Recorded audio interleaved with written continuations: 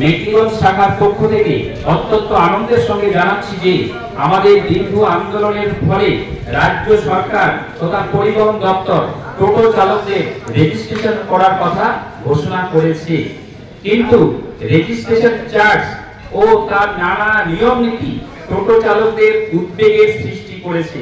মেকলিগঞ্জের মতো পিছিয়ে পড়া এলাকায় টোটো চালকদের আয় এমনিতেই অতি সামান্য, তার উপর অত্যাধিক রেজিস্ট্রেশন চার্জ যা টোটো চালকদের ভীষণ অসুবিধার মুখে ফেলে দিয়েছে। এমতো অবস্থায় আমরা নিম্নলিখিত দাবিগুলি আপনার নিকট পেশ করছি এবং দাবিগুলির দ্রুত সমাধানের আবেদন জানাচ্ছি। 1 নম্বর দাবি, ই রিক্সা এবং টোটো রেজিস্ট্রেশনের প্রক্রিয়া সরল করতে হবে এবং রেজিস্ট্রেশনের সময়সীমা কমপক্ষে 3 মাস বৃদ্ধি করতে হবে। এটা 1 নম্বর। 2 নম্বর হচ্ছে ই রিক্সা এবং টোটো দুই ধরনেরই রেজিস্ট্রেশন ফি 100 টাকা করতে হবে এবং বছরে রিনিউয়াল ফি 100 টাকা করতে হবে। এটা আমরা এসডিও সাহেবকে লিখিতভাবে জানিয়েছি এবং আমাদের নিজেদের মধ্যে সেটা নিয়ে আলোচনা হয়েছে। 3 নম্বর, ইউনিয়ন প্রতিনিধিকে নিয়ে আলোচনা ছাড়া কোথাও রুট নির্ধারণ করা যাবে না। এটা আমাদের 3 নম্বর দাবি। 4 হচ্ছে জাতীয় এবং রাজ্য সড়কে সার্ভিস রোড চালু করে টোটো চলাচলের ব্যবস্থা করতে হবে। আর একটা দাবি, এখানে জায়গা হয়নি বলে সমস্ত টোটো চালকদের পরিবহন শ্রমিকের স্বীকৃতি দিতে হবে। এই দাবিগুলো আমরা এসডিও সাহেবকে জানিয়েছি, আজকেও আমরা লিখিতভাবে এনেছি আপনাদেরকে দেওয়ার জন্য।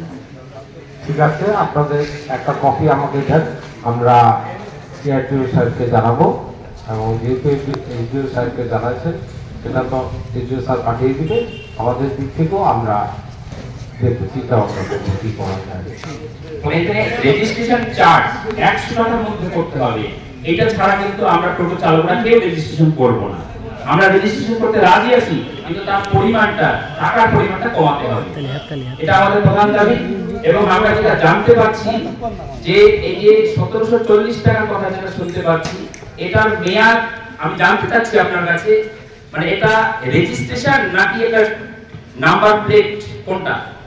এটা আপনার যে 1740 টাকা বলছেন, 1 বছরের জন্য রেজিস্ট্রেশন এবং নাম্বার ট্যাক্স সব। তাহলে যদি রেজিস্ট্রেশন হয় তাহলে আমাদের দাবি এটাকে মানে এই রেজিস্ট্রেশনের মাধ্যমে যাতে মানে কি বলবো, মানে সারা জীবন যতদিন টোটোর মানে চলার ক্ষমতা ততদিন এই রেজিস্ট্রেশনের মেয়াদ বজায় রাখতে হবে।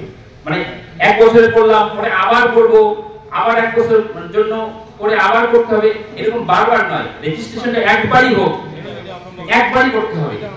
এটা হচ্ছে আমাদের দাবি।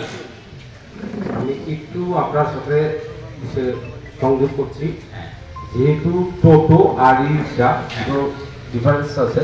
টোটোর কিন্তু কোনো চেসিস নাম্বার বা মোটর নাম্বার নেই, এটা একটা টেম্পোরারি নাম্বার গভর্নমেন্ট থেকে এখন দেওয়া হচ্ছে, ঠিক আছে। কিন্তু ই রিক্সার ক্ষেত্রে আপনি যেটা বলছেন লাইফ টাইম বা চালাবেন, নষ্ট হলে আবার রিটার্ন করবেন, সেটা আপনি পাবেন।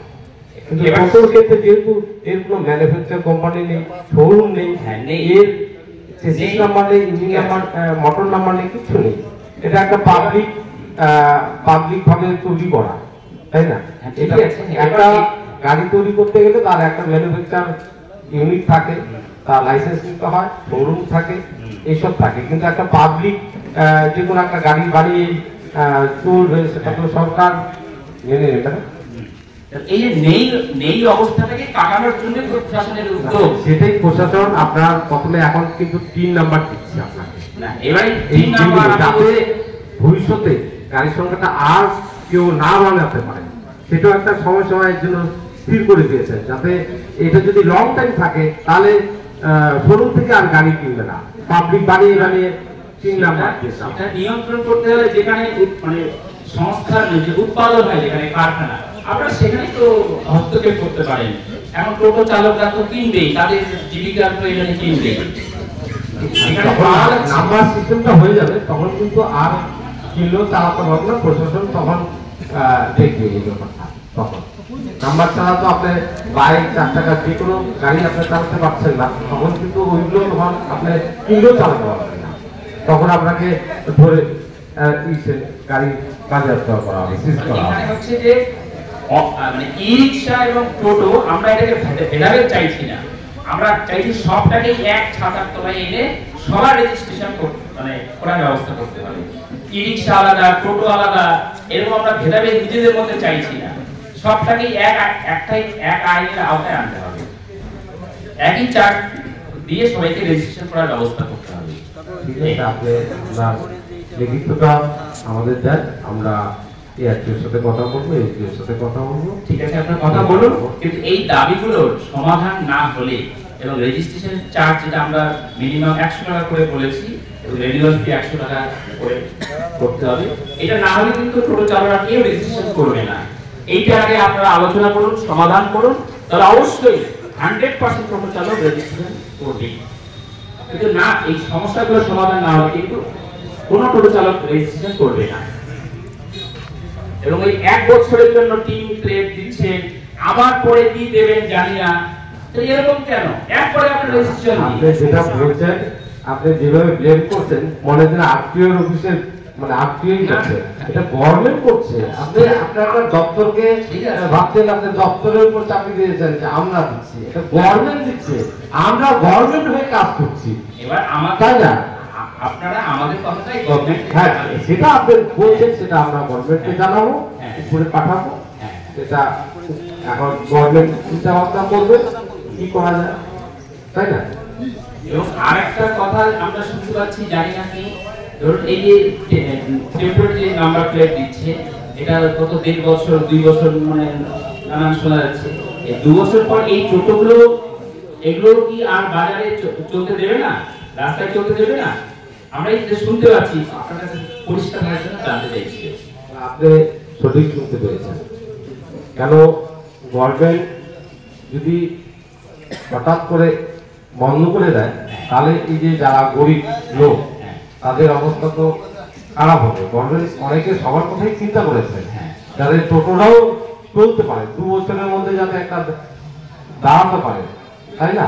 গভর্নমেন্ট সেই হিসাবেই শুনুন, একটা টোটো ধরুন এই যেগুলো দেখতে পাচ্ছেন, এগুলো 10 বছর 15 বছর আরামসে চলবে, কিন্তু এখন আপনার 2 বছর পর যদি বলেন এগুলো টোটো রিজেক্ট, হ্যাঁ এগুলো আপনার বাজারে চলবে না, বেআইনি, আমরা ধরলে ফাইন করবো, তাহলে এই টোটো চালকরা তাহলে কি করবে বলুন? যেটা বেআইনি সেটা আপনাকে বেআইনি বলতেই হবে। কোনটা আইনি আর কোনটা বেআইনি আমরা বুঝবো না কি দিয়ে? এখানেই তো মাপকাঠিটা আপনাকে ই-রিকশা টোটো আমরা বলেই দিলাম, কোনটা টোটো কোনটা ই-রিকশা, আপনার তো মাপকাঠি তো বলাই। আপনারা তো আগে বলেননি, টোটো চালকরা তারা প্রয়োজন অনুযায়ী কিনে নিয়েছে, এখন কোনটা আইনি আর কোনটা বেআইনি না, এই যে গভর্নমেন্ট সময় দিয়েছে, এখন কিনে ফেলেছে, সময় দিয়েছে, এবার আইনি বেআইনি সে থাকুক, কিনে ফেলেছে। এখন যদি আপনারা এখন এটাকে বলেন যে না 2 বছর পর 2 বছর পর এই টোটো আর চলতে দেওয়া হবে না, তাহলে এই হাজার হাজার টোটো চালক তারা কি করে? বারবার শুধু আমাদের অফিসের কথাই তুলছেন। আপনি বলুন, সরকার বলুন, সরকার বলুন, আপনাদের মাধ্যমে আমরা সরকারের কাছে এটা পৌঁছে দিতে চাই। হ্যাঁ, সেটা আমি দেবো আপনাদের। ভবিষ্যতে টোটো চালকদের একটা ভয়ঙ্কর অবস্থা তৈরি হবে। অনেকে বন্ধন থেকে, নানান সংস্থা থেকে ঋণ নিয়ে কিন্তু টোটো নিয়েছে, একদিকে কিস্তি মেটাতে হচ্ছে, আরেকদিকে 2-300 টাকার বেশি ডেইলি ইনকাম হয় না, তাহলে সংসারে খাবে না ওই বন্ধনের কিস্তি দেবে, নাকি ভবিষ্যতে নতুন টোটো কেনার টাকা জমাবে, কি করবে বলুন? এই অবস্থায় দাঁড়িয়ে কিন্তু সবটা ভাবতে হবে। তাহলে আমরা আমাদের দাবি আপনাকে লিখিতভাবে দিচ্ছি, না এটা আপনি জায়গা মতো পৌঁছাবেন, আর এটা সমাধান না হলে কিন্তু আমরা রেজিস্ট্রেশন করব না। পরিষ্কার আমরা রেজিস্ট্রেশন অবশ্যই করব, আমরা চাই, কিন্তু দাবি না মানা পর্যন্ত কিন্তু আমরা করব না। এটা আপনাকে আমরা লিখিতভাবে জানাচ্ছি।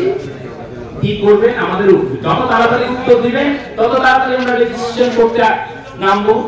আপনারা যদি এই উত্তর দিতে দেরি করেন তাহলে রেজিস্ট্রেশন প্রক্রিয়াও শুরু হতে দেরি হবে। রাইট। এখন আপনারা কি করবেন, আপনারা ঠিক করুন।